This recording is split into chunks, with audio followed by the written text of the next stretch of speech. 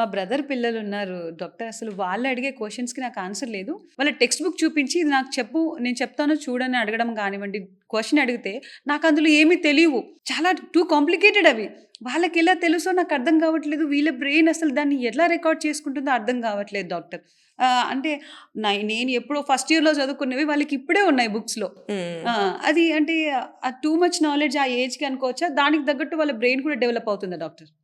ఈ మధ్య కాలంలో దానికి తగ్గట్టు వాళ్ళ బ్రెయిన్ కూడా డెవలప్ అవుతోంది. హ్మ్. బికాస్ పిల్లలు మనం ఎంత చెప్తే అంత గ్రాస్ప్ చేసుకుంటారు. కానీ రైట్ థింగ్స్ చెప్పాలి. హ్మ్. అంటే ఈ ఈ టాలెంట్ పిల్లల్లో ఉన్న హ్మ్. టాలెంట్‌ని మనం కరెక్ట్ థింగ్స్‌కి వాడుకుంటే they will become very good geniuses. Okay. అదే మనం రాంగ్ థింగ్స్ కూడా వాళ్ళు అంతే ఫాస్ట్‌గా గ్రాస్ప్ యెస్. చేసుకుంటారు.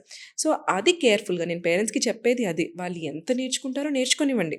It's as long as they are learning good things very good. కానీ రాంగ్ ఇన్‌ఫ్లూయెన్స్, రాంగ్ థింగ్స్‌లోకి వెళ్ళకుండా కొంచెం ఒక కన్నేసి ఉంచండి. హ్మ్. కంప్లీట్‌లీ ఫోన్ వదిలేయకుండా, బ్యాడ్ థింగ్స్ చూడకుండా కొన్ని రెస్ట్రిక్షన్స్ పెట్టుకొని, కొన్ని లాక్స్ పెట్టుకొని అలాంటివి చేస్తే ఎందుకంటే వాళ్ళ బ్రెయిన్ స్పాంజ్‌లా ఉంటుందనమాట. ఎంత ఇచ్చినా హ్మ్. వాళ్ళు అబ్జార్బ్ చేసుకుంటారు. యాహ్! అంతే మంచిగా రెసిప్రొకేట్ కూడా చేస్తారు.